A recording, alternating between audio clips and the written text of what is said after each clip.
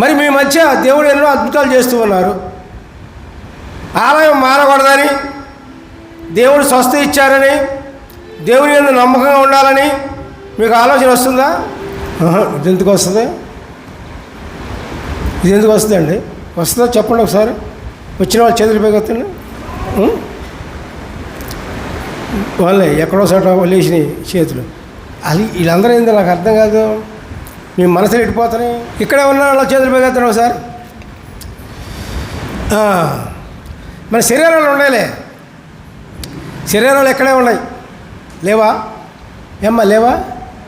ఉన్నాయి. అందుకే చేతులు ఎత్తారు మీరు తక్కువ కాదు. దేవుని స్తోత్రం చేయండి. హల్లెలూయా. మరి మీ మనసు ఉంటుందే, మనకేమున్నాయి? మనసు శరీరం రెండు ఉంటాయి. ఏముంటాయండి? మనసు శరీరం రెండు ఉంటాయి. శరీరం ఇక్కడే ఉంటుంది,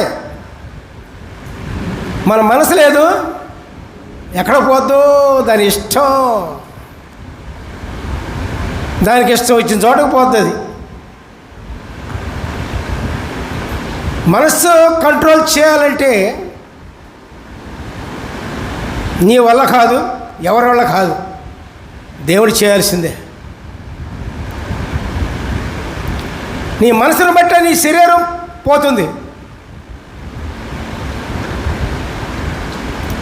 నీ మనసు ఏ విధంగా అయితే ఊహిస్తావో, ఏ విధంగా అయితే మీ మనసు ఆలోచిస్తో, అదేవిధంగానే శరీరం కూడా పోతుంది ప్రియులారా.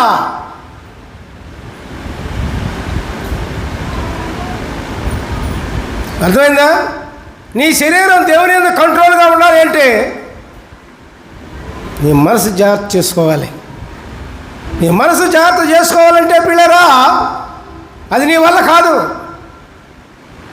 దేవుని ఆత్మ ప్రవహించాలి దానిలో, నీ శరీరంలో, నీ మనసులో. అప్పుడే నీ మనసు కంట్రోల్ ఉంటుంది. అవునా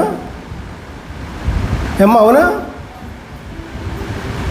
పేకటాడేవాడు ఉన్నాడు అనుకుందాం కాసేపు. తాగుబోతులు ఉన్నారు, చెడ్డ పనులు చేసేవాళ్ళు ఉన్నారు. శరీరం ఈ చెడ్డ పనుల జోలికి పోవాలి అంటే ముందు నీ మనసు సరవాలి. ముందు నీ మనసు సరవాలి. నీ మనసు సరైతేనే